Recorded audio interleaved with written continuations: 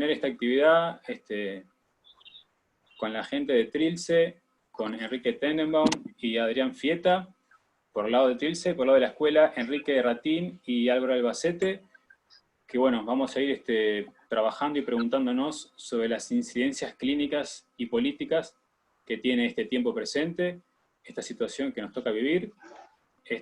Así que bueno, vamos arrancando dándole la palabra a Enrique Tenenbaum. Adelante, Enrique. Gracias, Fabián. Bueno, buenas noches. Es un gusto para mí estar en esta reunión de la Escuela Floridiana de Montevideo, que se pusieron la actividad al hombro, redactando el texto, diseñando el afiche y poniendo a disposición su plataforma Zoom. Así que muchas gracias. Y contarles que en Trilce, Buenos Aires, estamos hace 6 semanas trabajando en un seminario que llamamos Transmisión en Cuarentena sobre esta temática. Y lo que es justamente los foros del seminario coinciden con la actividad del conversatorio de la escuela, así que hoy superponemos en este horario nuestras dos actividades para hacer esta en el marco de la convergencia. El seminario que estamos trabajando en Trilce se llama El Duelo, en este último episodio, El Duelo por la Inmunidad Perdida, y lo que voy a comentarles es un fragmento de lo que planteo en ese seminario. Cuando en el viejo mundo, el de hace un par de meses, hacíamos un viaje en avión, a nadie se le ocurría negarse a ofrecer sus datos personales, sus datos biométricos, la huella digital, la foto de sus ojos sin anteojos, el pasaporte. A nadie se le ocurría negarse a pasar por el escáner de objetos peligrosos, a que revisen su ropa, sus pertenencias. Se trataba de una vigilancia de los movimientos a escala de las grandes distancias. A escala menor, pero mucho más extendida, todos nos servimos de la geolocalización para encontrar una estación de servicio cercana, un restaurante con mesas disponibles, las ofertas de los after hour. De continuo recibimos información que refleja que nuestros pasos son datos disponibles para el marketing. Y quién sabe quiénes disponen de ellos y para qué fines. Los virus, los bots informáticos, que hackean nuestras cuentas y se apropian de nuestros secretos, ya son moneda corriente. Están naturalizados. Se trata de una vigilancia de los movimientos mínimos, vigilancia llevada hasta el paroxismo en las sociedades asiáticas a propósito de la pandemia. Vivimos en el mundo de la progresiva aniquilación de la barrera entre lo privado y lo público. Todos somos potenciales figuras públicas. Es un mundo paparazzi. Y en este mundo, cada cual intenta negociar cuánta información toma de la red y cuánta información brinda a la red. Lo asimétrico del asunto es que no tenemos dominio sobre qué clase de información brindamos. Como la asociación libre de un análisis, en la que decimos más de lo que creemos decir, nuestras huellas informáticas, informales, informan más que lo que creemos y más de lo que queremos hacer público. El espacio que brinda el psicoanálisis, y es lo único que se emparenta con la confesión religiosa, es un espacio en el que se protegen las menciones a la vida íntima y secreta. Es el único refugio en el que se está a salvo de la apropiación y el uso de lo que se confía allí. Lo que allí se dice tiene bloqueada la función reenviar. Lo que allí acontece no se convierte en dato. Como decía Freud, el psicoanálisis no resiste la presencia de un tercero. A tal punto que yo no doy a conocer la identidad de mis analizantes. A diferencia de Lacan, no trabajo con saga de espera. Mis pacientes no se conocen ni se reconocen entre ellos. No entrego ni siquiera ese dato.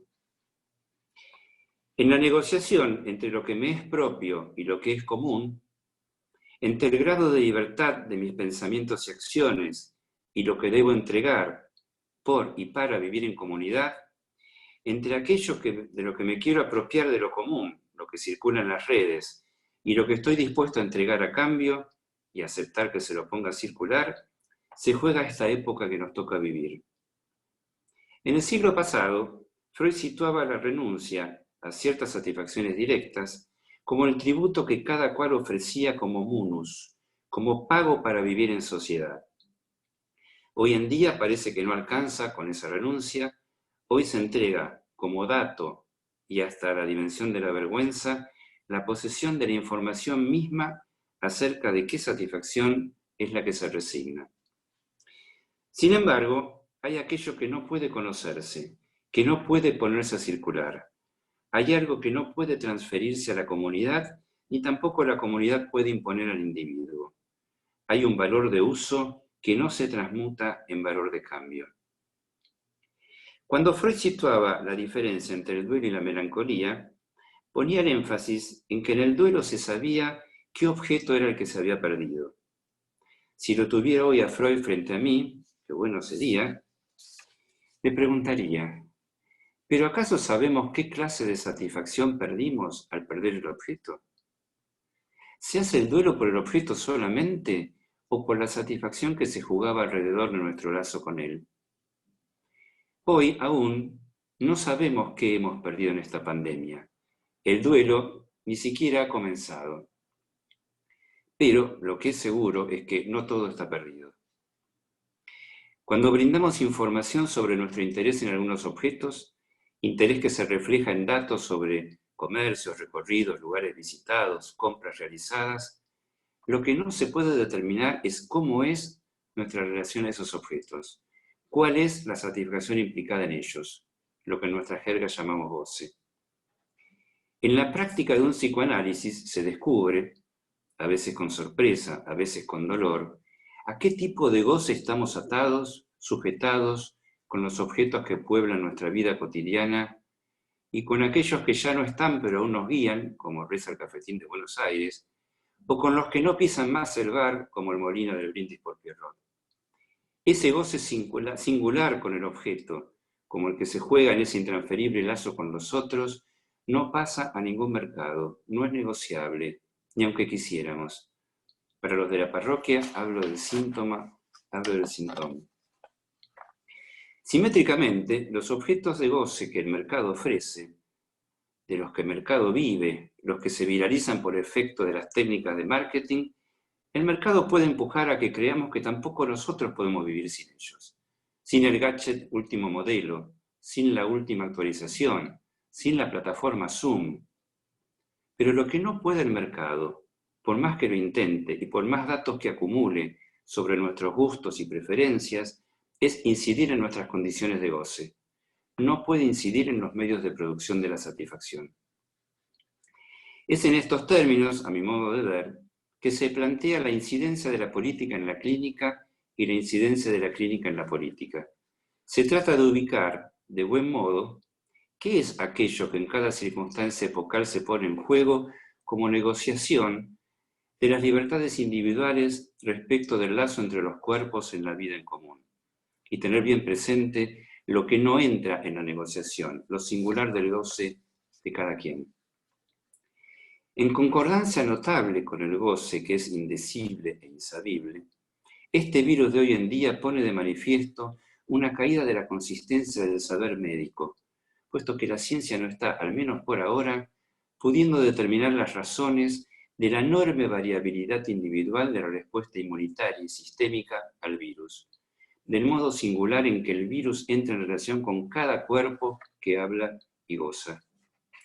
Esta variable individual, que no entra en la negociación, que no se puede simbolizar, ni imaginar, ni colectivizar, es lo que está poniendo en jaque a las defensas inmunológicas de la pretendida comunidad globalizada. Defensas que hasta ahora fueron confiadas en general a la ciencia, a la religión y a los políticos. ¿Podremos los psicoanalistas ofrecer otras alternativas? Gracias. Gracias, Enrique. Muy bueno tu trabajo. Vamos a darle lugar ahora entonces a Álvaro Albacete.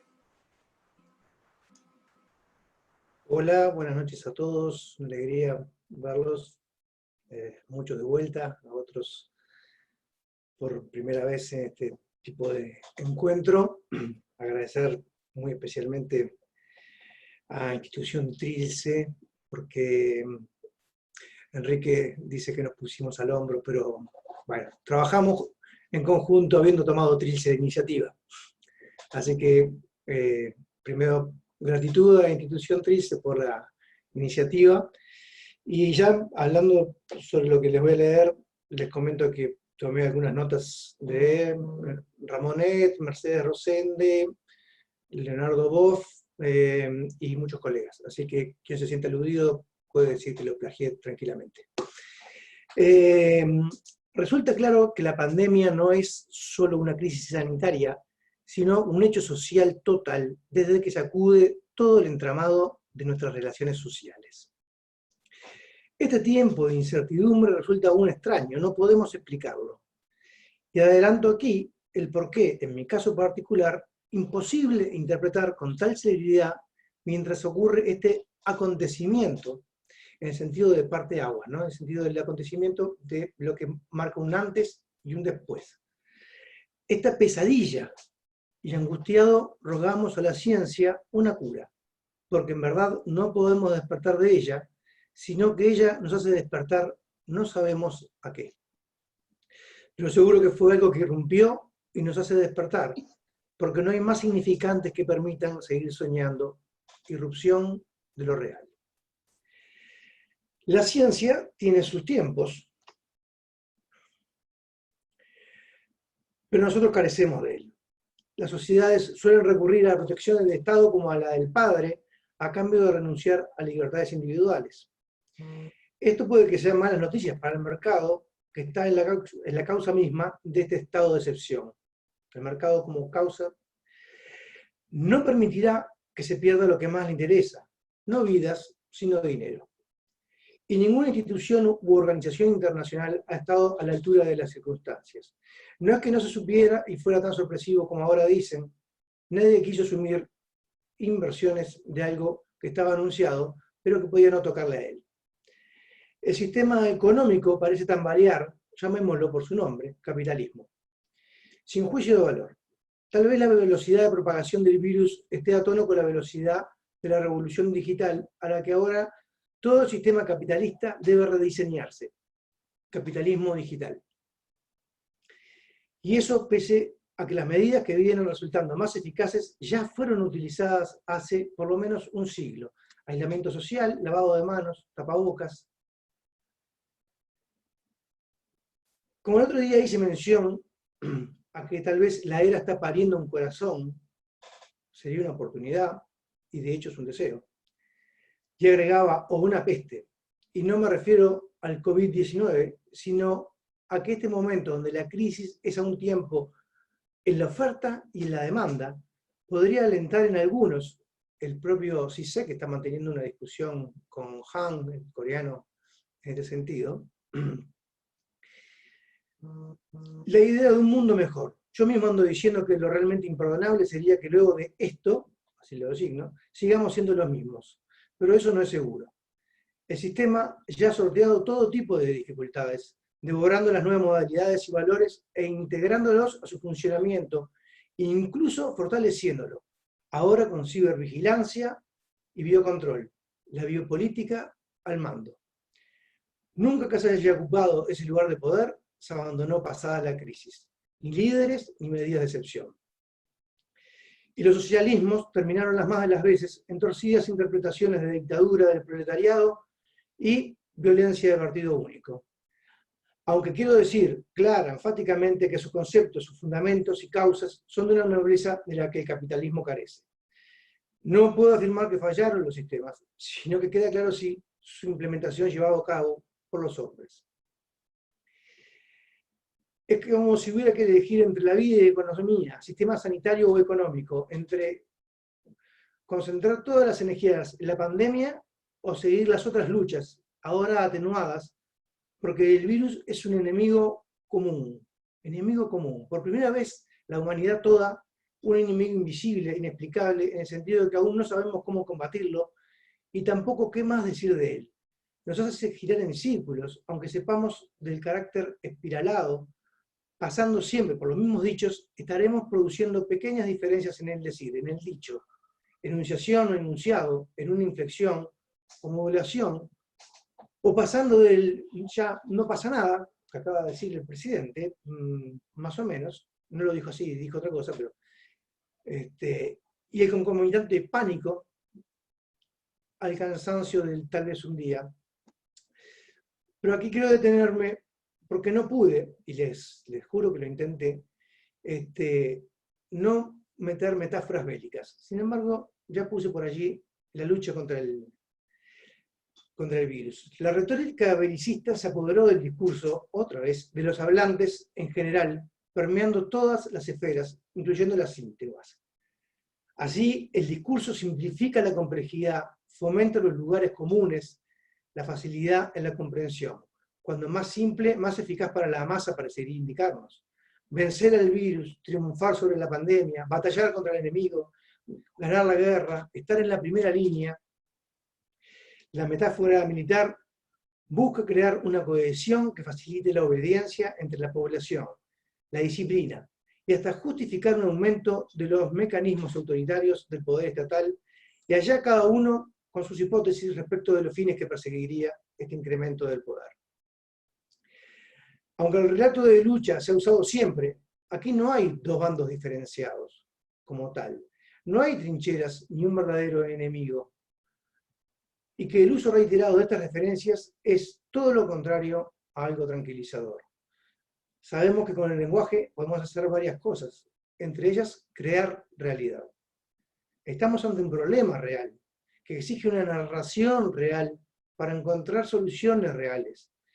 Ni esto es una guerra, ni nosotros somos soldados. El mundo necesita pensar palabras distintas, relatos verdaderos, que hablen de leyes sociales, de inversiones en salud, en vivienda y educación, de una justa distribución de la riqueza, y esto que dije, que estaba avisado, desde el 2008 ya se sabía que se estaba previendo una pandemia de este tipo. Habrá que estar atentos cuando la situación empiece a remitir, cuando sea la hora de recuperar derechos, cuando sea la hora de recuperar nuestras palabras. Tánatos se desató rompiendo como solo sabe hacerlo, mortíferamente, sin metáfora. Vamos a morir, grita la suricata en la era del hielo. Lo cito porque después de todo expresa el único futuro absolutamente predecible, aunque no deberíamos saber cuándo ni cómo, y saberlo, o la probabilidad de que sea por este virus, eso es horroroso. Cuando Lacan inscribe la vida en lo real y la muerte en lo simbólico, porque de esta no tenemos más registro que desde nuestra condición de seres vivos, no en el sentido que respiramos, etc., sino por la de seres hablantes, que podemos saber de nuestra vida y cómo querer vivirla, así como de nuestra muerte, su inexorabilidad y cómo tratar de evitarla. El maestro nos indica, sin embargo, en la vaina, creen en la muerte, dice, y hacen bien. Eso les da fuerza. Si no lo creyeran así, ¿podrían soportar la vida que llevan? Si no estuvieran firmemente apoyados en la certeza de que hay un fin, ¿acaso podrían soportar esta historia? Lo terrible es que ahora la muerte se presenta como real, y debemos tejer desde lo imaginario y lo simbólico el nudo. La muerte es demasiado cotidiana y se nos presentifica tanto que nunca la frase «¿qué tiempo loco?» tuvo tanto sentido, otro sentido. El de cada minuto cuando no sabemos qué hacer con el ocio o los horarios de trabajo, y el tiempo también en su dimensión epocal. No queda más que aceptar el juego dando tiempo a que la ciencia dé sus soluciones, resistiendo con la palabra, inventando semblantes, encuentros que son por su intención y apuesta resistencial, creativos, hasta encontrarnos con las nuevas palabras nuestras con las que contar el cuento. Vuelta al 3D, es jugarse en acto, el acto que, como dice Vallejo, permanece, el acto que no se lleva a ninguna muerte, si tuvimos la valentía de resistir con la presencia, y deslizo aquí el RCI del analista en tanto presencia, o sea, mi comentario clínico al respecto, como se pueda, porque esta peste despierta también lo humano. Cacho Palma me recuerda a Juan Gelman, ni a irse ni a quedarse, solo a resistir. Eso es hoy creativo, como lo es este encuentro, que es en sí mismo resistencia al virus, performáticamente diría. Ni vivo ni muerto el virus. Un virus que ni vivo ni muerto, porque no se reproduce, pero parasita sin ninguna intención, aunque esto mate. Ya que vamos a morir, que sea preferentemente por el resultado del asalto, que no sea preferentemente por el resultado del asalto, por ambición a la naturaleza que genera nuevos patógenos, al menos, como decía Citarrosa, ese cantor con voz de otro, hasta morir tal vez un día de soledad y rabia, de ternura, o de algún violento amor, de amor, sin duda. Gracias, Álvaro. Muy interesante lo que planteás. Vamos a darle la palabra a Adrián Fieta.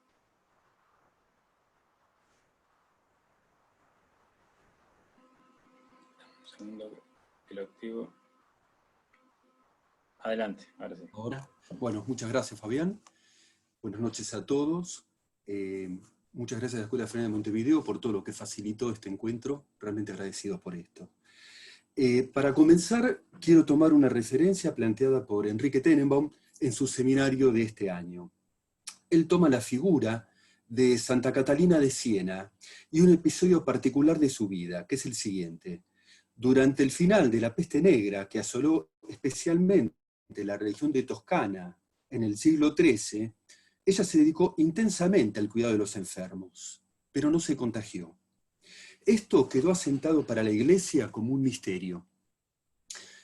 Años más tarde, ella refiere que, en un momento de epifanía, tuvo un diálogo con Jesús, y él le dice lo que explica su no contagio. Le dice, yo soy el que soy, y tú eres la que no es. Esta referencia en el seminario de Enrique ubicaba la eficacia del desecho, el no gozar de eso, el no gozar de la peste como la manifestación de una posición original. Si bien se tomó esto en relación a la posición del analista, la referencia a la peste ubica la cuestión en otra localización para nosotros, más actual. No gozar de la peste, ¿será esto posible? Ahora bien, ubicamos esta cuestión en la relación del analista a su práctica, en la intención, o dice también algo del analista en la ciudad. No es la primera vez que transitamos en estos límites.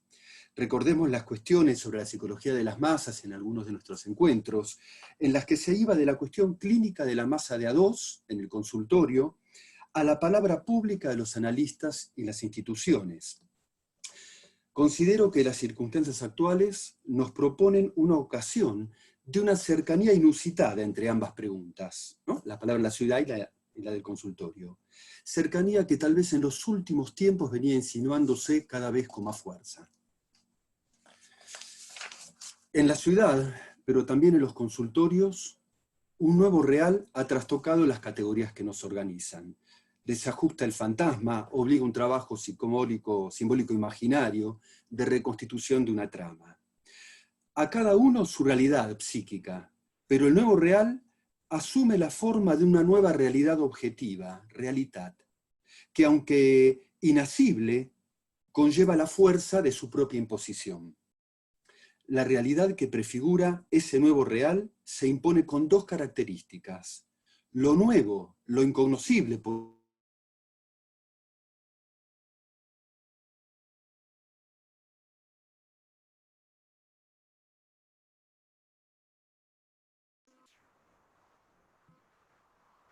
para todos, pero también una... Adrián, ¿sabes que hubo como una especie de badeo ahí? ¿Tenemos ahí un poco para atrás? Bueno, decía que a cada uno su realidad psíquica, pero que el nuevo real asume la forma de una nueva realidad objetiva, al modo del realitas, ¿no? Que, aunque inacible, conlleva la fuerza de esta propia imposición. La realidad que prefigura ese nuevo real se impone con dos características, lo nuevo e incognoscible, pero también lo común, un para todos que invoca un universal. La realidad material ha sido herida en su carnadura, imponiendo un peligroso para todos, pero también un acontecimiento insoslayable. Todos compartimos de un modo general los supuestos de nuestra civilización. Esto no se hace necesario de pensarse, si bien implica una red de acuerdos tácitos, pero que no piden enunciarse del mismo modo que un sueño no pide soñarse si no es por su falla. Unos supuestos de nuestra cultura, me refiero, ¿no? La actualidad creo que toca justamente ese punto, los supuestos de nuestra cultura. No ya silencioso, y obliga a una nueva pasada por los fundamentos de lo que llamamos nuestra realidad, cuando hasta la cultura a la que pertenecemos muestra ese punto de imposibilidad de saber cómo será. En lo que nos concierne, esto también obliga a una pasada por ese lugar, insisto, novísimo y que se insinúa como un para todos. Esta pasada considero que implica un pasaje por un obligado fracaso de la abstinencia, como una cuestión de la estructura. No es posible, creo, me parece, evitar volver a rizar el rizo, cualquiera sea el punto en el que cada uno se halle, ya que la nueva realidad y su carácter tentativamente universal obligan a ese trabajo. Pasada obligada no implica detenimiento, tampoco implica que se haga en el consultorio, sino es volver a autorrizarse en las circunstancias de esta novedad. Creo que en estas condiciones, es en estas condiciones que se reedita la conversación necesaria e incesante entre los analistas. Es posible así escucharnos allí en la pesquisa de lo que pueden ser nuevas regularidades. Después se verá cuánto de variantes, cuánto de invariantes. En este contexto, que a la pregunta por la modalidad virtual o a los nuevos protocolos de atención presencial en las instituciones, creo que en este contexto, donde estas son las primeras preguntas, le subyace otra, más radical, que es la que nombré antes. ¿Cómo es el mundo que se abre a partir de ahora? ¿Cómo se orienta una práctica ahí? Es así que se abre el espacio para escuchar los modos de afectación en las prácticas de cada uno. Insinúo ahora un relevo, por supuesto muy parcial, de lo que hasta ahora me pareció poder escuchar en los foros, en las conversaciones, las formales, las más informales, de lo que son los modos de afectación en nuestra práctica. Muchos delatan la impresión de tener, sobre todo, insisto, en primer lugar, por el trabajo virtual, pero con el trasfondo de en qué contexto de la cultura, de golpe a la cultura se da, ¿no? Muchos delatan la impresión de un mayor esfuerzo de trabajo, sin poder explicar exactamente por qué, o de mayor cansancio. Otros, un reacomodamiento que obliga a un despertar respecto a lo que dicen, bueno, antes habría un adormecimiento y esto me ha despertado. Escucho otros que hablan de su demasiada poca presencia con la pantalla, otros con la demasiada presencia a la que se ven enfrentados debido a la pantalla. Otros escucho la nostalgia y el desconcierto por extrañar la presencia física de los cuerpos en los consultorios. También escucho la confianza en que la función simbólica a cargo del analista hace de esa falta de presencia algo, en todo caso, por ahora, soslayable. Escucho también la certeza en que sin lo real de las presencias no es posible el análisis, y algunos han decidido suspender directamente los análisis que conducen, no sabemos si a priori o a consecuencia de algo que han escuchado, ¿no? Considero todos estos modos de dar cuenta del trabajo de reorganización a la que este nuevo real obliga. Trabajo obligado, no coyuntural, obligado, ya que el impacto ha sido en el corazón de la realidad. Es un trabajo que es para reencontrar el punto de algún modo soledad, que relance el trabajo sobre el goce singular e intransferible de cada analizante en el análisis, es decir, volver a reinventar la abstinencia. Estos modos de afectación parece ser necesarios hacerlos pasar por el colectivo de al menos algunos otros analistas, ¿no? Para reencontrar la función esencial de esa abstinencia. Socavar lo universal obliga a pasar como obstáculo insalvable por esa falla de la abstinencia, como una necesidad de trabajo en el que la ideología, el sentido, el saber, hacen hablar para dar cuenta del acontecimiento nuevo. ¿podrá rizarse el rizo de esto para devolverle a la falla esencial del saber su función, asediada por la urgencia y por el universal? ¿Atravesarla para salir de esa zona en la que nos encontramos tal vez demasiado concernidos? Considero que este trabajo implica un pasaje por la extensión, por la asociación de analistas. Un poco lo vengo diciendo, lo quiero resaltar. Por esa otra dimensión que la extensión brinda a los cuerpos y a los decires, pasando por algunos otros para poder volver a salir de ese en común y preservar la función que nos anima. Hacerlos pasar por la extensión implicaría, para pensar, esto es abierto a la discusión, alguna relación al trabajo del pase, por lo menos informal. El reeditar también hoy el habrá habido analista, y para eso una vez más la construcción en el colectivo de la conversación de analistas. Porque si todos fuimos afectados en masa. Y ahí el trabajo volverá a ser extraer de esa masa un colectivo, un grupo. Para terminar, y tal vez volviendo a Santa Catalina, el recordatorio del no ser contribuya a atravesar los peligros mentales que la peste nos impone. Mentales en el sentido de la mentalidad. Bueno, hasta acá por ahora lo que tenía pensado decir. Muchas gracias. Gracias, Adrián. Vamos a escuchar a Enrique Ratín. ¿Listo? Adelante. Bueno, buenas noches a todos mis compañeros de panel virtual y muchas gracias a todos los que están participando en este momento con su escucha y posteriormente con sus intervenciones. Me interesa partir del lugar del compromiso solidario sanitario que tenemos en la polis cada uno de nosotros y que dice que debemos cumplir. Mi himno patrio dice eso, debemos cumplir. Las preguntas en pandemia y la consabida angustia que producen son: ¿cuáles son los lugares ofrecidos al deseo y al sujeto? ¿Y cuál es el lugar de nuestro acto como psicoanalistas? A modo de subtítulos pongo: el virus, la casa, la calle, ámbitos de la angustia y de lo siniestro. Una frase fuerte: quedar en casa, puntos suspensivos, y la angustia. Cuando la casa, lo más familiar, se vuelve siniestro. Lacan, en su seminario de la angustia, encontró en el concepto de Freud sobre lo siniestro la clave para definir el concepto mismo de la angustia. Dice ahí: se trata de lo que es Heim, de un Heimlich. Heim como casa, el punto de ser un Heim, siniestro. Si ustedes quieren, dice, digamos que si esa palabra tiene un sentido en la experiencia humana, allí está la casa del hombre, que encuentra en ese punto situado en el otro, más allá de la imagen en que estamos en, y ese lugar representa la ausencia en la que nos encontramos, suponiendo que ella se revela por lo que es. Bien. La casa, Heim, un Heimlich, siniestro. Casa que se vuelve siniestra. Si no, preguntémonos por los femicidios y otras tantas accidentes que han ocurrido a partir del confinamiento.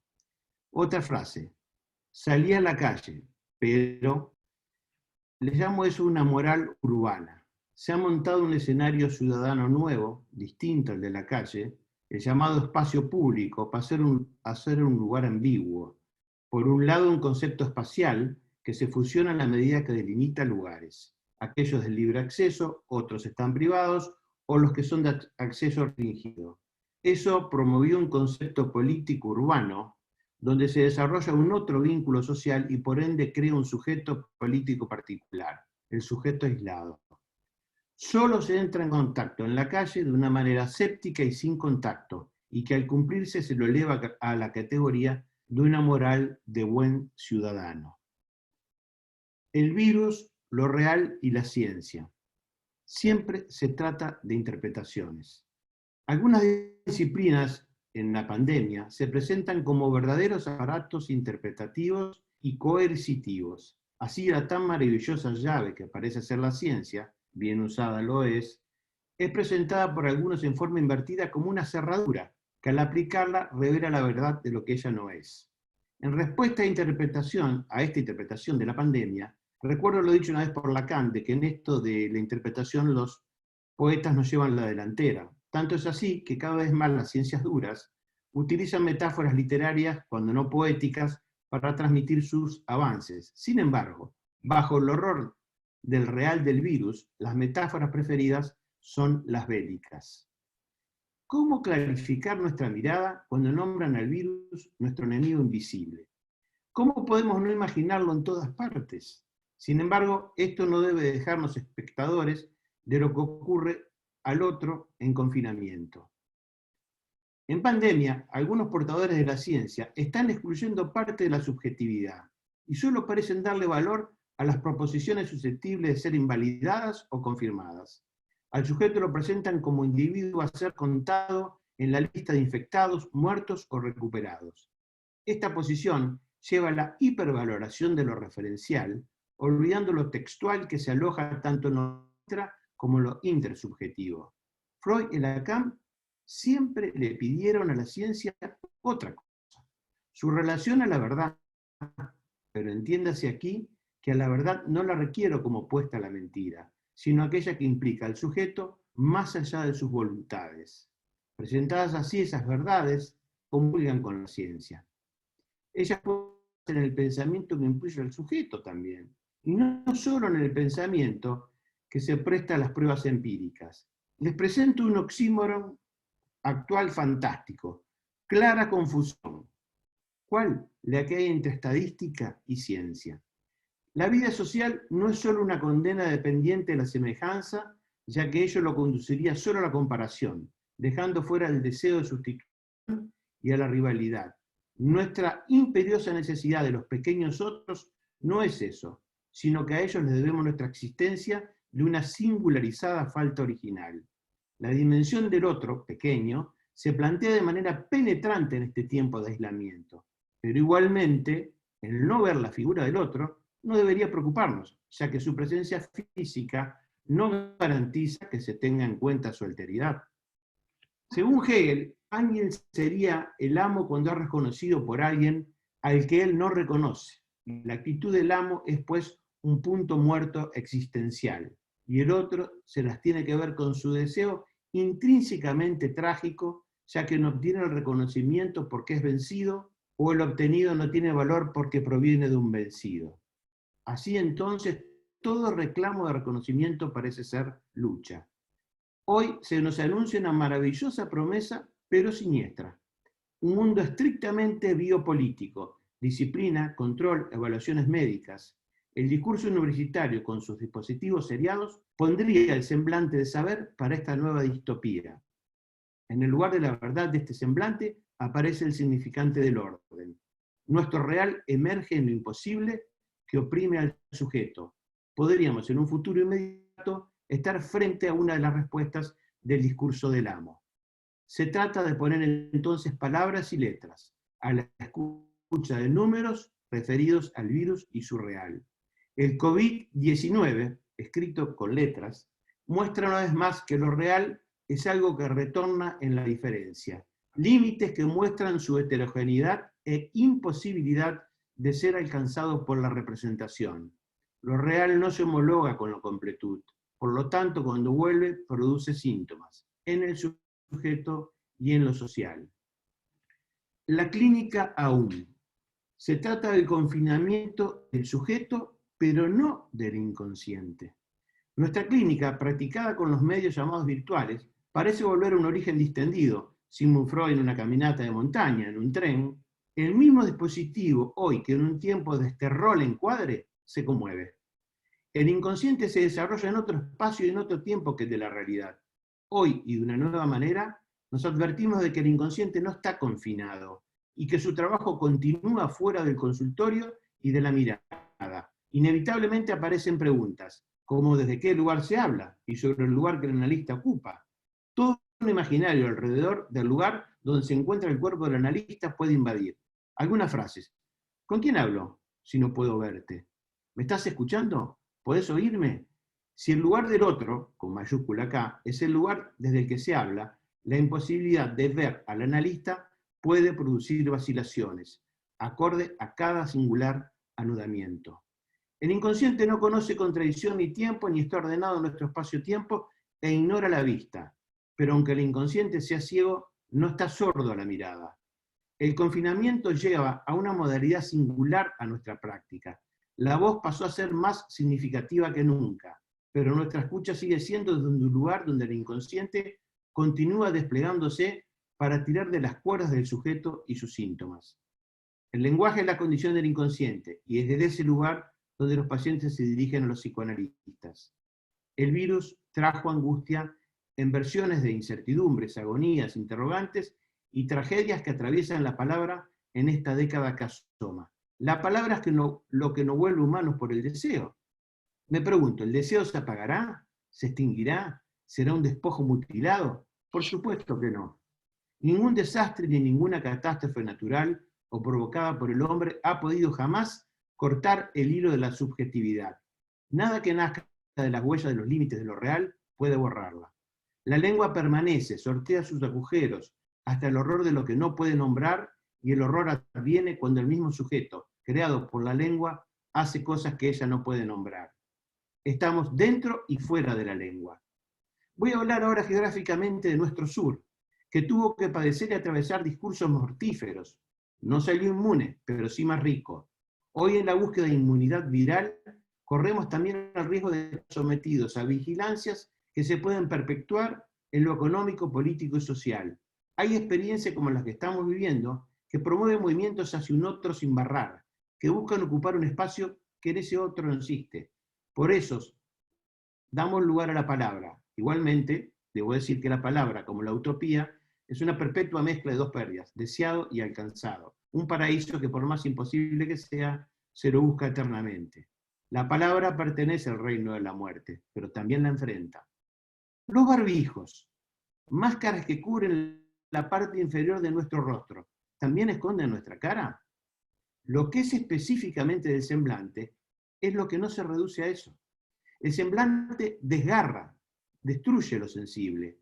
Esto es lo que, haciendo caso omiso de su fraude total, me advierte sobre mi relación con el otro. La dimensión del otro aparece diferente en estos tiempos de aislamiento. De todas maneras, no ver la figura del otro minúscula no debería preocuparnos. Su presencia física no garantiza que se tenga en cuenta su alteridad. Para terminar, son tiempos de duelos, pero el uso evocador de las palabras pone en marcha el aparato de la interpretación simbólica. Lo hace por el recurso de las historias y de los casos singulares, más que por las cifras estadísticas de infectados, recuperados o muertos sin nombre. Si las fórmulas poéticas y los síntomas nos permiten escapar de los estereotipos dominantes de nuestros pensamientos o de nuestra censura moral, entonces podremos interpretar la pandemia como síntoma en lo social y en todas sus formas de cuerpos. Para terminar, voy a citar a Alejandra Pizarnik. ¿Tendré tiempo para hacerme una máscara cuando emerja de la sombra? Gracias. Gracias, Enrique Ratín. Bueno, gracias por los trabajos a todos, a los cuatro. Y bueno, comenzamos con el espacio de comentarios o preguntas. Lo pueden hacer llegar por chat.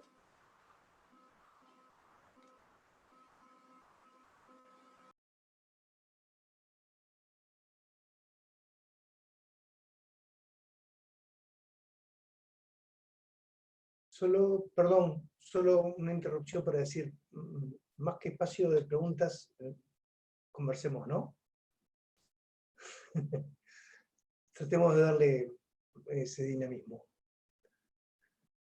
Es correcto. Charlemos entonces. Cortame nomás.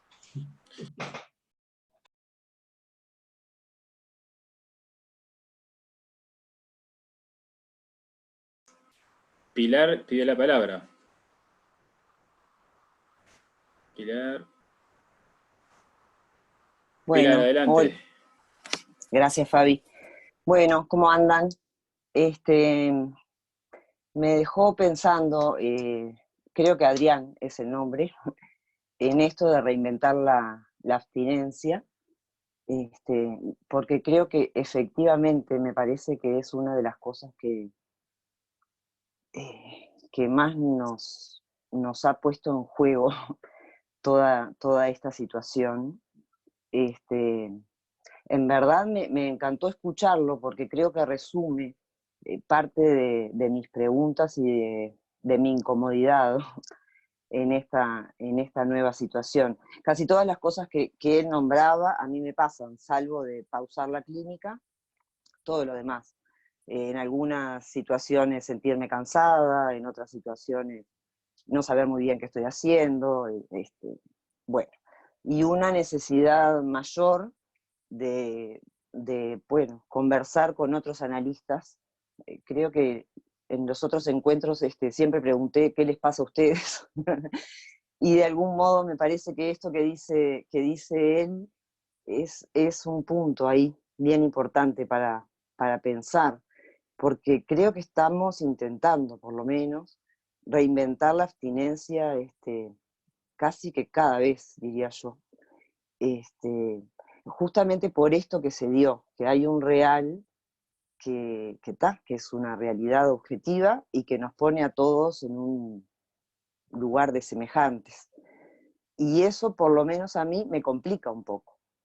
Yo qué sé, me han pasado cosas como toser y que me pregunten, ay, ¿estás bien? ¿Te tomaste la fiebre? Yo qué sé, supongo que les habrá pasado. Y es un lugar incómodo.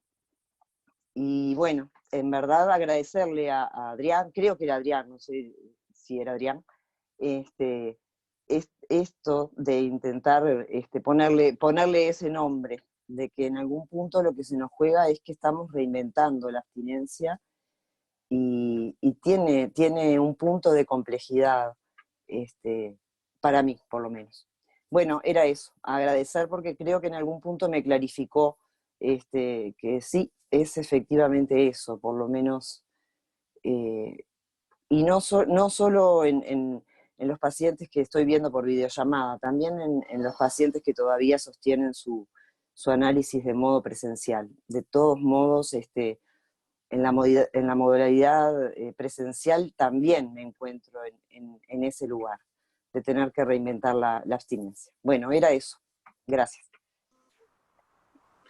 Gracias, Pili. Celia. ¿Me abriste? Adelante. Sí.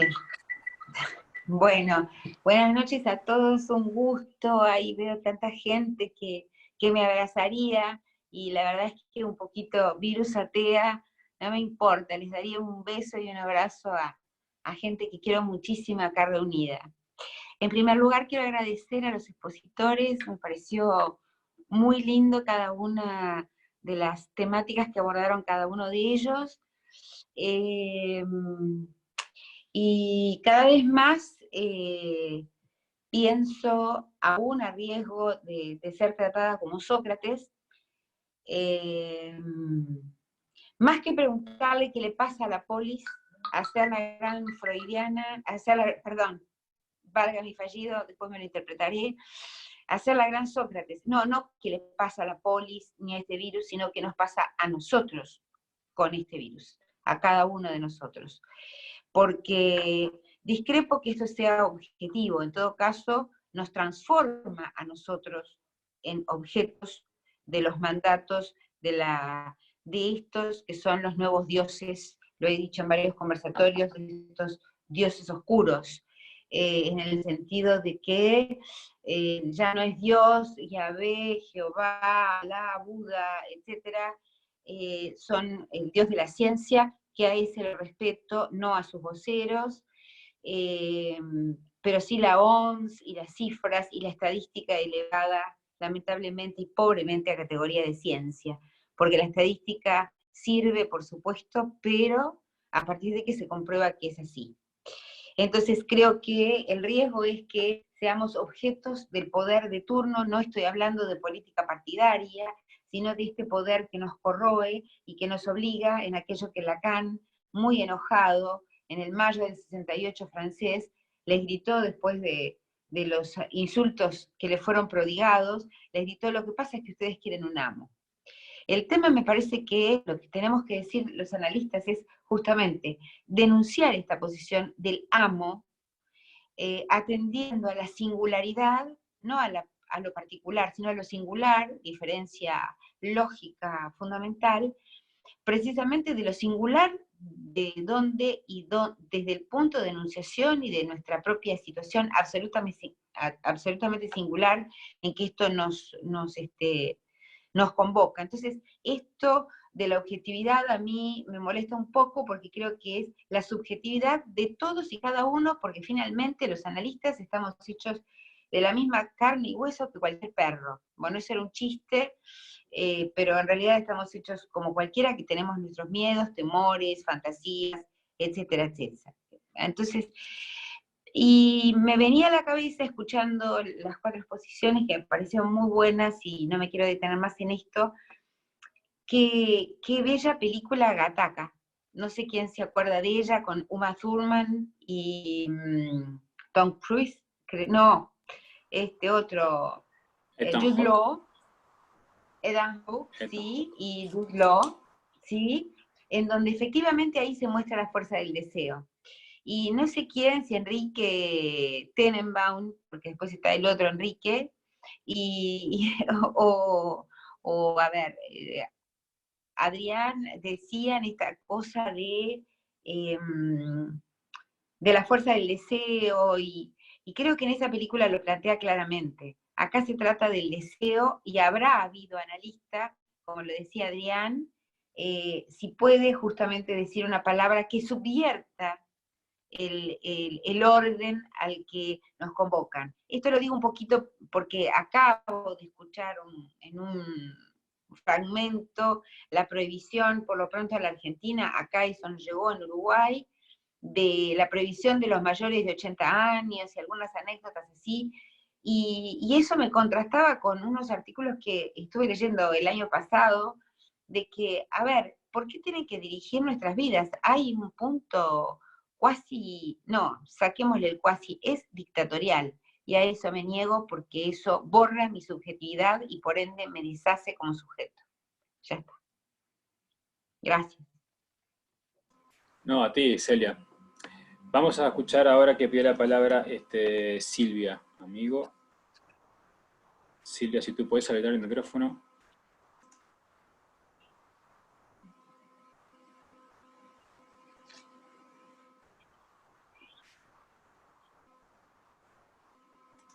Ahora sí. Pronto, ahora sí. Ahora sí.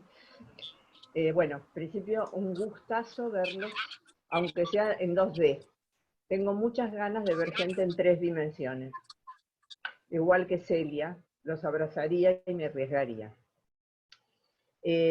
Algunas cositas, bueno, gracias por las exposiciones, sumamente interesantes. Lo de la vigilancia digital policial es un hecho en los regímenes totalitarios del este, del Extremo Oriente. Es absolutamente cierto. Lo que me preocupa como a Celia es que frente a la pandemia, veamos la etimología. Pan en griego quiere decir todo, y demos quiere decir población, ¿sí? Una pandemia es algo que ataca a toda la población. Lo que yo personalmente me resisto, vuelvo al resistiré que traía Álvaro, al que no veo, pero sobre la pantalla está cuadrificada, ahí está Álvaro, es a universalizar lo que fuere, ¿sí? Como todo el mundo, y encima soy médica, le tengo obviamente temor al contacto con el virus, porque es un virus, es un mutante ARN del que se conocen al menos algunas pequeñas cosas, pero no la solución. Se conoce que no solo da neumonía, sino tormenta de citoquinas, que es que te mata tu propia reacción inmune, ¿sí? Ya se sabe eso con seguridad. De a poquito, algún simbólico empieza a hacerle borde a este real. Pero eso no se sabe a quién le puede pasar. Pero yo dividiría esto en dos como lo dije la primera vez que hablé aquí, en 2 lugares. Uno es, no nos apresuremos a pedir un Dios oscuro que porque nos vigile y nos encierre, nos salve de seguir viviendo. Hay un nene que yo creo que les conté, el hijo de una paciente, que le dijo a la madre, ¿cómo voy a saber si la vida me gusta si no puedo probarla? ¿Sí? O sea que a mí me preocupa muchísimo el tipo de medidas que se están tomando y sobre todo cuando hacen escalonamientos de edad para salir. Me parecen realmente muy peligrosas por lo que puede llegar a venir. En realidad, y en relación a lo de Enrique, yo le quería preguntar a Enrique si no consideraba que en el extremo de la vigilancia digital global, de la panvigilancia, a la pandemia se la intenta parar con una panvigilancia, no termina habiendo un problema en el mercado del goce. Yo estoy totalmente de acuerdo con que el goce no entra en el mercado, ¿sí? Cómo gozamos de los objetos que nos ofrece el mercado es cosa de cada uno. Pero a la larga, en un Estado, ¿sí?, que se hace dueño de nuestras vidas biológicas, la geopolítica está siendo reemplazada por la vida política, por la biopolítica, si eso no termina incidiendo en que los goces que queden son los goces de la nomenclatura del partido, como pasa en China, o el goce del sometimiento. O bien la transgresión, como las pequeñas mafias, que las hay. O sea, que te obliga a habitar en los márgenes y buscar un goce marginal muy problemático. Muy, muy problemático. Eso sería el psicoanálisis en la polis, ¿no? Y puede que conste que estoy completamente de acuerdo con Celia en que no tengo ganas que dirijan dónde tengo que poner mi cuerpo. Es decir, me preocupa enormemente. Y creo que siento un precedente enormemente peligroso. Por supuesto, las estadísticas las va a dibujar quien quiera y va a decir que le salió bien la estrategia, porque las estadísticas salen según cómo se las calcule. O sea que son muy relativas, muy relativas. En relación al psicoanálisis en intención, dentro de la PAN, ¿sí?, PAN, lo total, panamericana, panóptico, la pandemia, ¿sí?, yo creo que el análisis claramente apuesta a ver cómo singularmente este virus se atornilla en el fantasma de cada uno. Reinventar la regla de abstinencia, Adrián, es muy lindo el sintagma, pero honestamente creo que lo hacemos todo el tiempo los analistas. Es decir, cuando pensamos cómo actuar, ¿sí?, ante X caso clínico o ante X real social como en este momento, a la colega que habló sobre la tos, no sé si alguna vez les ha pasado 300 veces, cambió las cortinas, está embarazada, se separó, o sea que siempre estamos obligados a hacer la plastilina, o sea, el objeto separador que el paciente necesita, el semblante objeto separador. ¿Cómo dejarse ser plastilina sin gozar uno, sin gozar nosotros? Yo creo que eso se reinventa permanentemente. Salvo que el analista esté demasiado asustado él mismo con el virus, ahí puede llegar a cometer un ilícito, podríamos decir así, un ilícito analítico. Eso en relación a los dos flancos que me preocupan. Espero en el primer flanco, que es el flanco del psicoanalista en la ciudad, que los analistas estén alertas a que yo sí creo, Enrique, que algunas medidas totalitarias terminan incidiendo en el mercado del goce. Es decir, empujan a adoptar goces marginales, transgresivos, o favorecen cualquier masoquismo que uno tenga, que es, bueno, el masoquismo moral que tenemos todos. Lo que Lacan dijo que se podía reducir al mínimo, pero no hacer. Así que preferiría que ningún Estado me proteja más que lo necesario, lo mínimo, ¿sí?, en una situación así. Gracias. Gracias a ti. Octavio, adelante. Hola, bueno, muchas gracias por este nuevo encuentro entre analistas en tiempos donde el encierro tendría que ser el acto ciudadano, ¿no? Entonces, saludo nuevamente este acto de desobediencia dentro de lo permitido y también, ¿por qué no?, de un poquito de subversión. Estamos en una época donde darse un beso es un acto subversivo, así que nos tenemos que conformar con la pantalla y recordar, y si se puede practicar, poder practicarlo, ¿no? Porque creo que lo que está en juego, yo no sé, insisto, no sé en qué va a terminar, tiene que alertarnos en el sentido, como bien lo decía Enrique Tenenbaum al principio, yo lo pienso así, alertarnos en el sentido de que a nuestros gobiernos, le tengamos cariño o no, o los apoyemos o no, sean de nuestra simpatía o no, les estamos entregando temporalmente la propia libertad. Y eso me parece que es un hecho al cual desde, por supuesto, el fantasma de cada uno nos debe llevar a algún intento de compartirlo por la palabra con el otro. Porque si no, la respuesta, una suerte como de autismo, cómodo o incómodo, es todo lo contrario de la propuesta de la política del psicoanálisis. La política del psicoanálisis es justamente hablar de eso que molesta, hablar del síntoma. En ese sentido, la promoción del síntoma es poder hablarlo y luego, por supuesto, en transferencia. Y digo esto porque hablaban de la práctica en este momento. Yo quiero contarles una cosa brevemente. La primera semana para mí fue la peor de todas. Sinceramente, lo reconozco acá públicamente. Creí que realmente el mundo se venía abajo, sinceramente. Entre suspensiones de pacientes, entre los discursos del Estado, los discursos internacionales.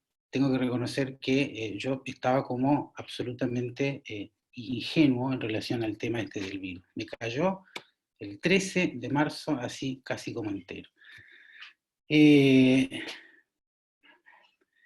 Creo que la posibilidad de hablar con los compañeros, con los colegas de escuela, a través del Zoom, que acuerdo la primera reunión que hicimos en el Zoom fue tremendamente caótica, tremendamente cacofónica, lo cual no me ayudó mucho en lo personal en esa situación, pero sí después pudimos darnos un espacio entre compañeros para poder hablar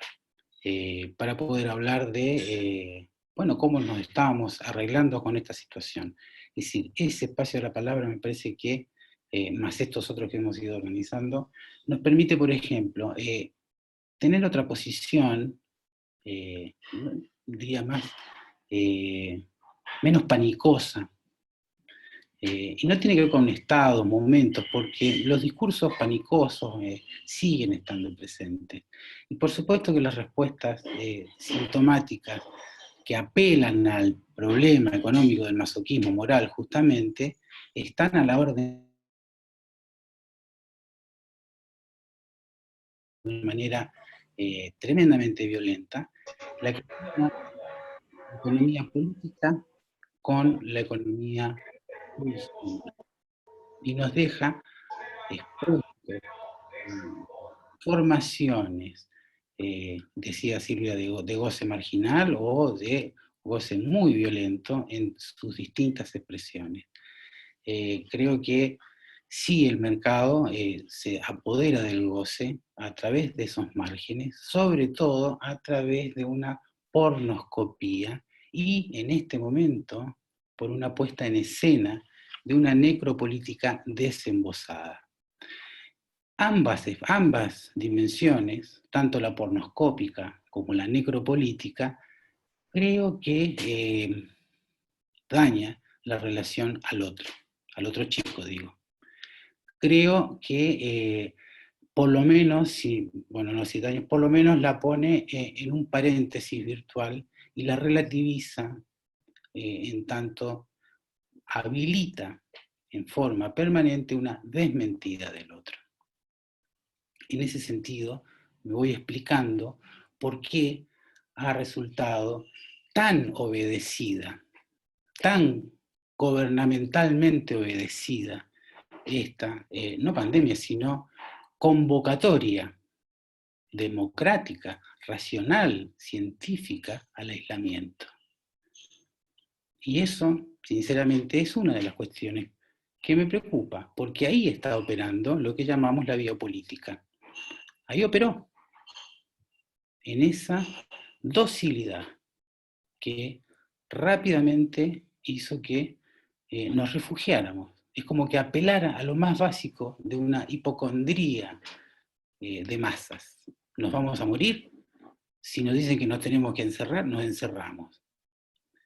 Y si nos dijeran otra cosa que también desatara el pánico, como pasó en algunos momentos en la Lombardía, ¿no? Es decir, no es que los analistas podamos resistirnos a eso, es que la política del psicoanálisis es totalmente la resistencia a eso. A hablar sobre eso cuando se nos dice que tenemos que simplemente obedecer. Y otra que se viene, por supuesto, es esto que aparece como una obediencia a una inexorable pobreza como consecuencia de todo esto. Otro punto me parece que, bueno, las sociedades y cada uno verá cómo, digamos, resiste también a eso, a ese otro discurso de la miseria. Gracias. Gracias, Octavio. Vamos a escuchar que pide la palabra Graciela CRRS. Le doy... Buenas. Abrí Buenas micrófono. noches. Adelante. ¿Qué tal? Buenas noches. Bueno, yo creo, no sé, que a mí particularmente me pasa que tengo muchos pacientes niños, motivo por el cual está suspendido el tratamiento por ellos mismos, evidentemente. No es un espacio, lo virtual, que habilite al juego, al intercambio, y acompañar a los papás, porque es una situación compleja, estar 24 horas al día con niños que además son demandados por la educación, como si la escuela pudiera seguir sin que pasara nada, negando la realidad.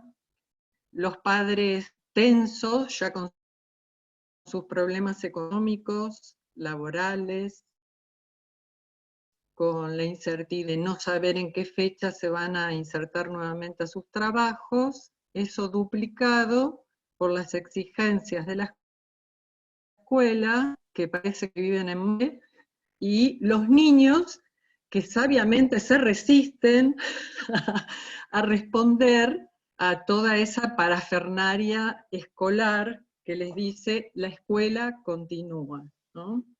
Esto ha traído situaciones de tensión, de padres que no son docentes, que a veces no tienen los recursos para acompañarlos, y por otro lado, digo, se privilegia la escuela a la posibilidad de convivencia familiar, ¿no? Como si todas las familias tuvieran la posibilidad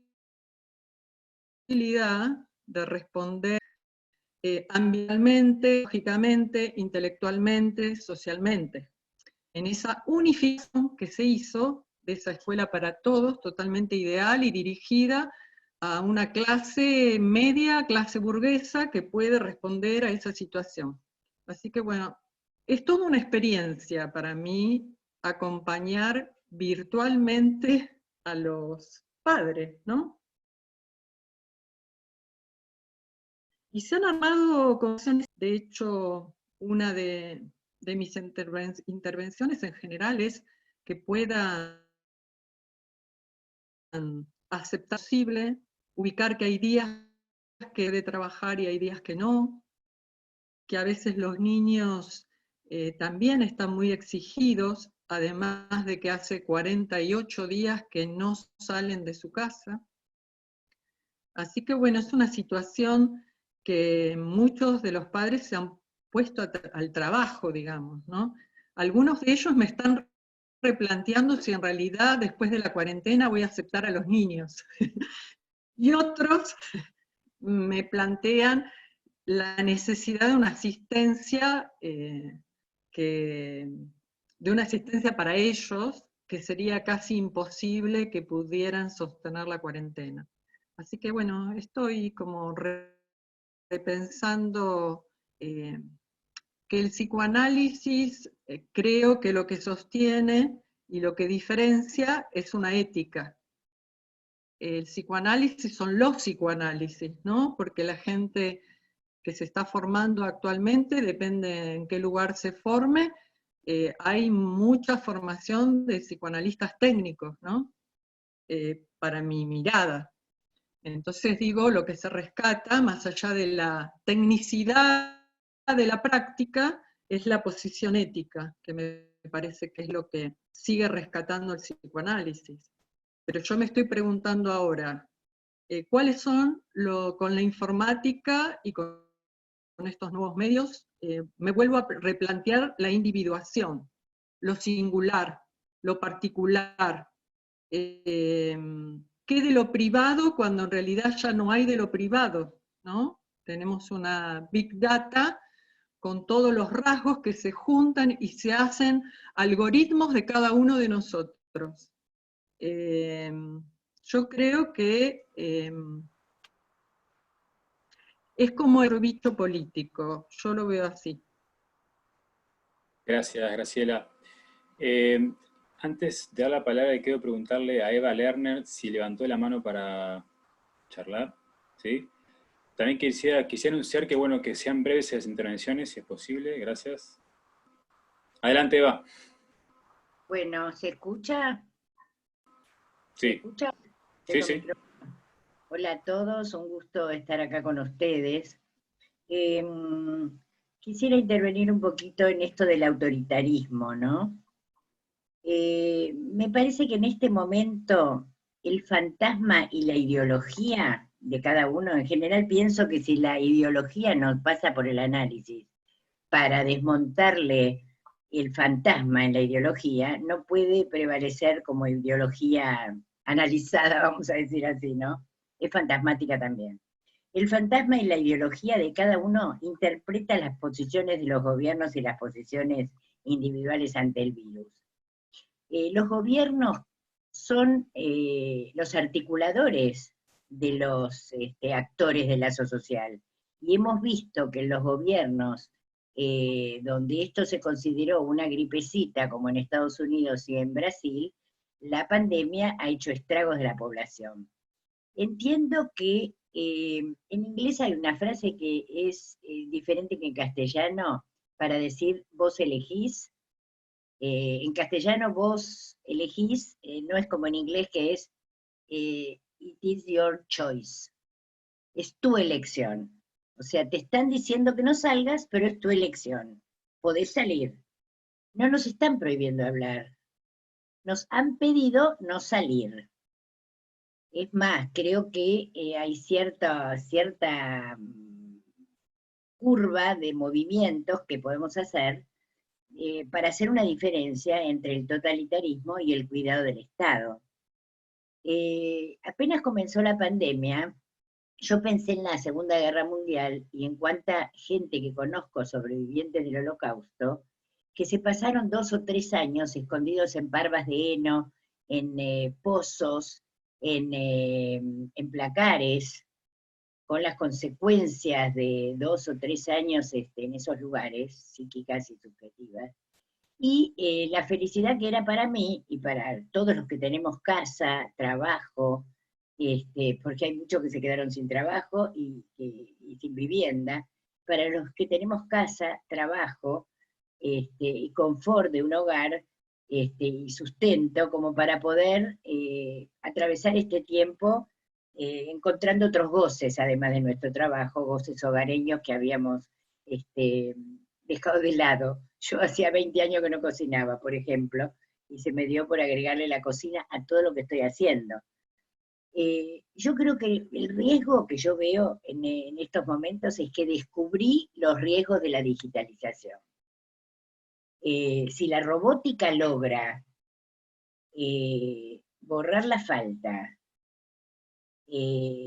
estamos sonados, no va a haber más humano. Y esto me asusta un montón porque hay cosas que me gustan.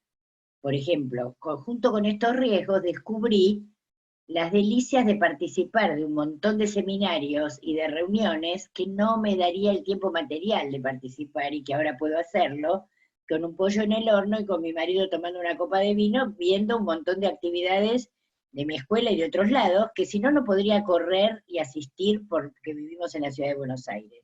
Y me empezó a gustar y dije, mi seminario va a ser además de presencial por Zoom.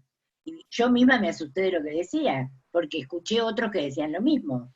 Eva, un minuto, Eva. Entonces quisiera, sí, me estaba extendiendo. Termino con esto. Las consultas nuevas que tuve fueron de parejas. Cómo el fantasma en el aislamiento se enlazó y se empantanó con el fantasma del otro y inocula una lectura, una película, una lectura al virus, que es interesante para nosotros analistas ver qué ha pasado con eso. Bueno. Gracias, Eva. Álvaro. Un comentario muy breve acerca de, lo estoy viendo en el chat y me está resonando, este tema del autoritarismo.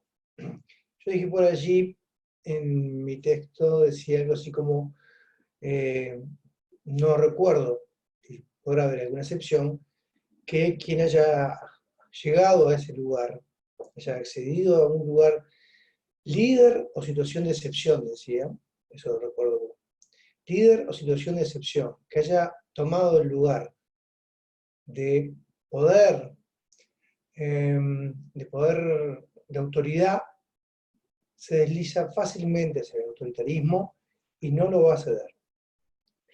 No tengo memoria de que eso haya sucedido.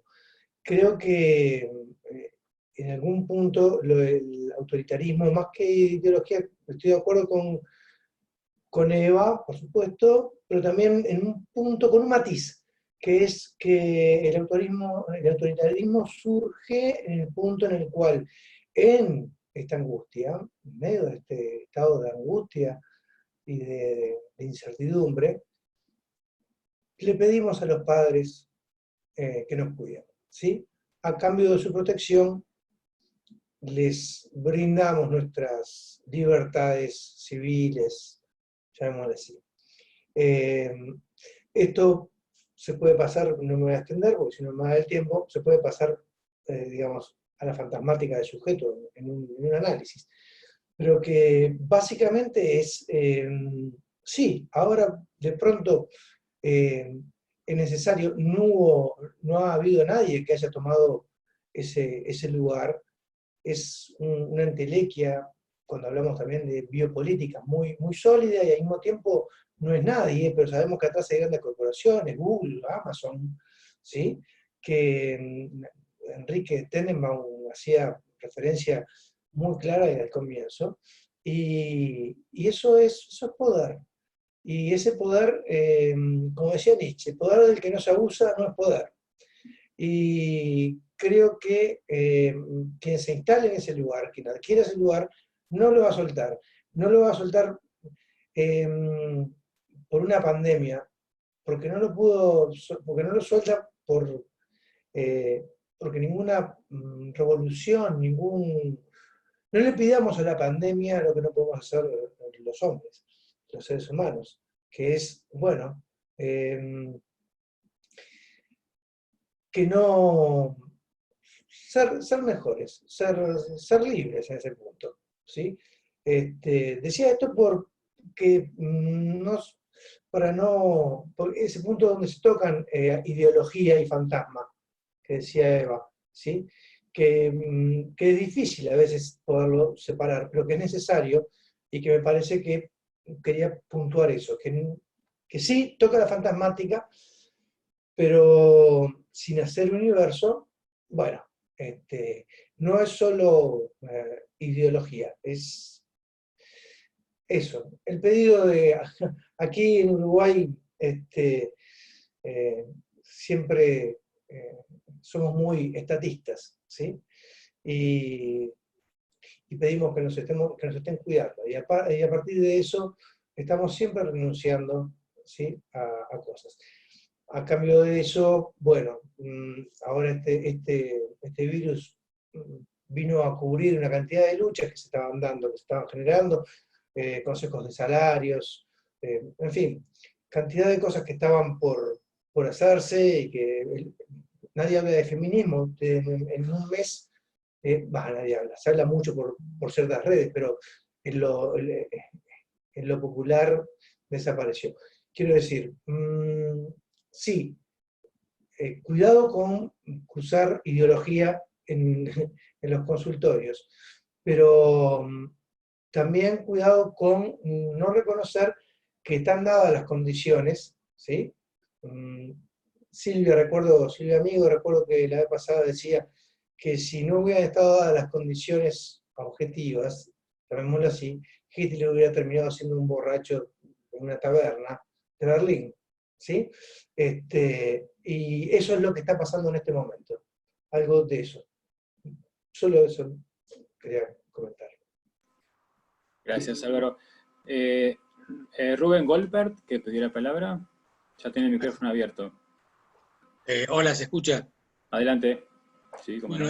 Bueno, buenas noches, queridos amigos. Voy a tratar de ser breve. Agradezco la posibilidad de trabajar juntos y a los organizadores y expositores. Bueno, yo quería partir de una coincidencia con lo que planteó Enrique Ratín acerca de que el inconsciente no está confinado. En relación a las preguntas que aparecen en esta época, las mismas que aparecían hace una semana en una reunión que tuvimos en Lazos, acerca de si es necesaria la presencia de los cuerpos, acerca de esta cuestión de la abstinencia o de la incomodidad o la pregunta de si estará bien o no hacer una sesión telefónica o video telefónica. Entonces, yo en ese momento recordé algo que me pasó la semana pasada en una llamada telefónica con un paciente que decidió tener su sesión al aire libre, se ve, vive en el campo, y en un momento de la sesión interrumpe para hacer callar a los perros, ¿no? Entonces, yo le pregunto, me dijo, pero un momentito, voy a hacer callar a los perros. Entonces le pregunto qué me puede decir de eso, y él dice que los perros siempre ladran, que no puede hacer callar a los perros. Bueno, en aras de la brevedad, y también le pregunté qué más podía decir, y que los perros eran agresivos, ¿no? En aras de la brevedad uno no puede transmitir, pero lo que les puedo decir es que estos perros a los que él no podía hacer callar era una metáfora cayó como una metáfora muy buena de lo que él venía diciendo, de todo lo que él venía diciendo desde hace meses en el análisis, ¿no? Lo que él venía diciendo desde hace meses era que no podía hacer callar a los perros. En una sesión telefónica, porque si él hubiera venido al consultorio, los perros no hubieran estado. Pero el inconsciente se hubiera aprovechado de cualquier otra cosa. La tos, por ejemplo, como dijo Pilar.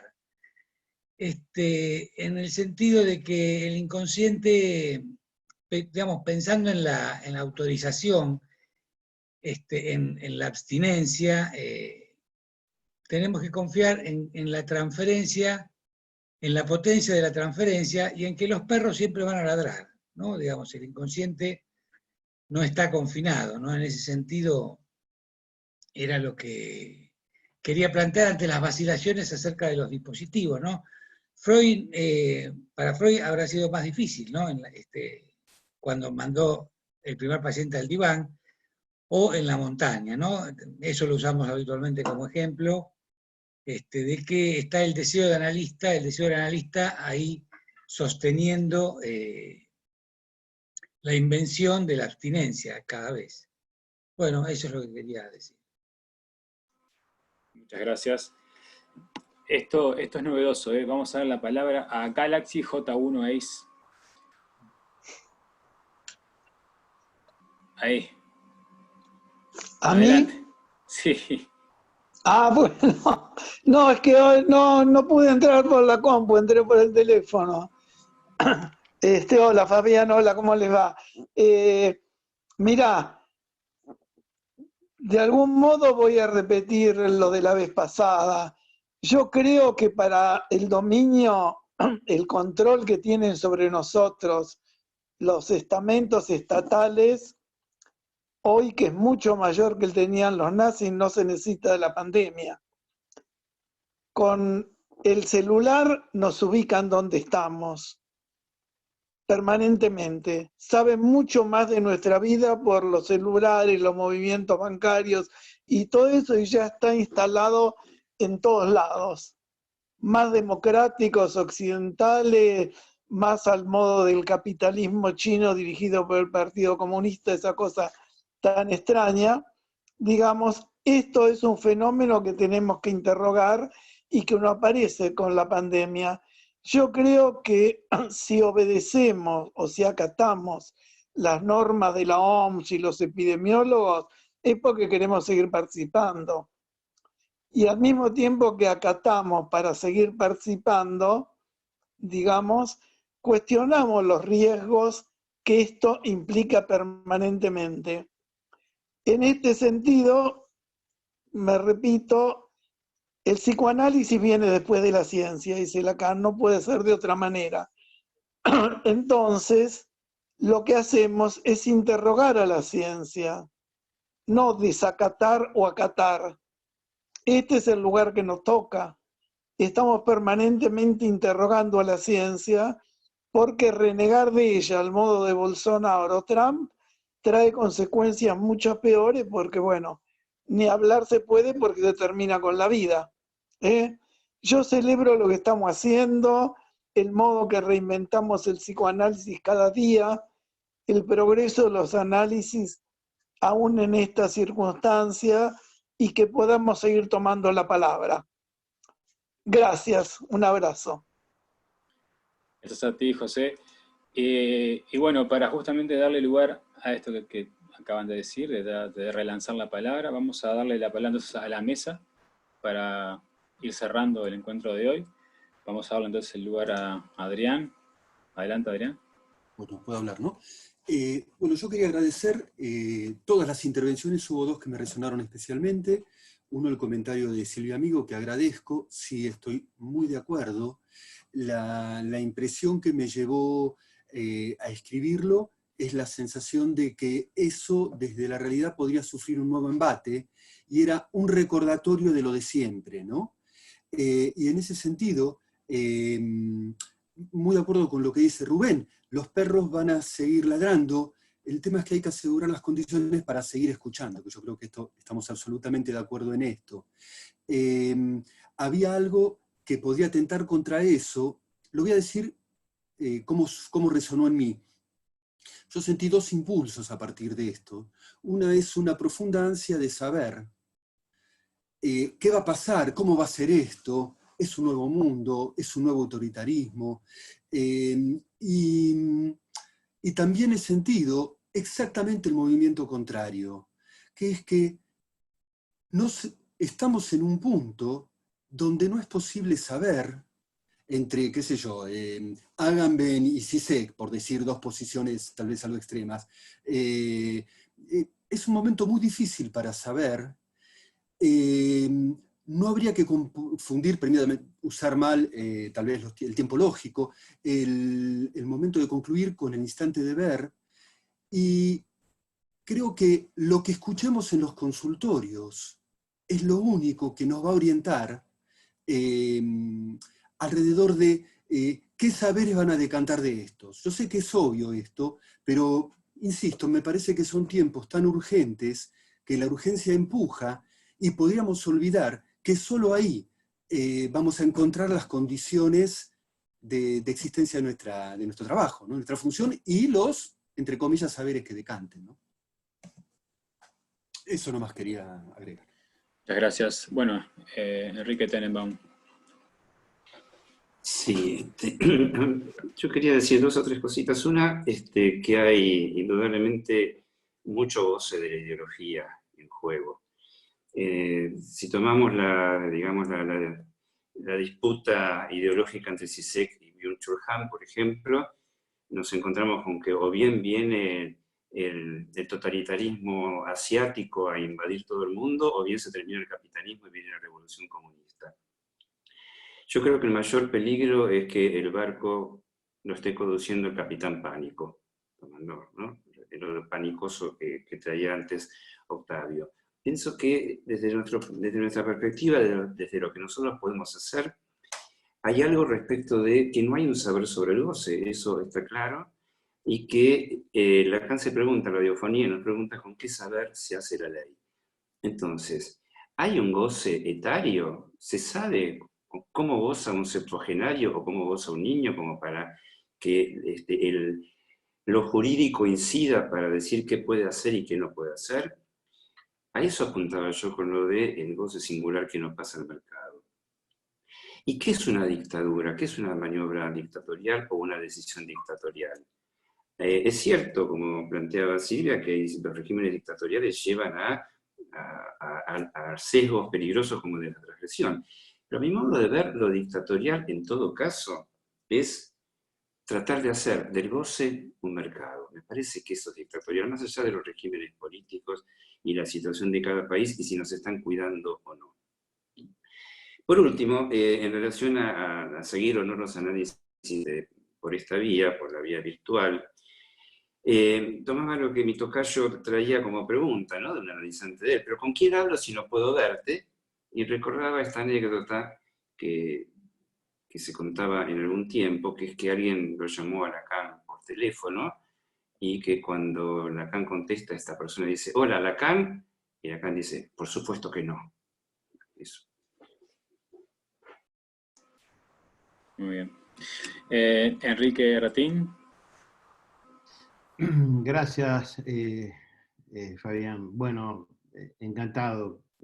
Me gustaría disponer de mucho más tiempo para seguir charlando con todos estos amigos que he escuchado y que he visto en la pantalla en chiquitito.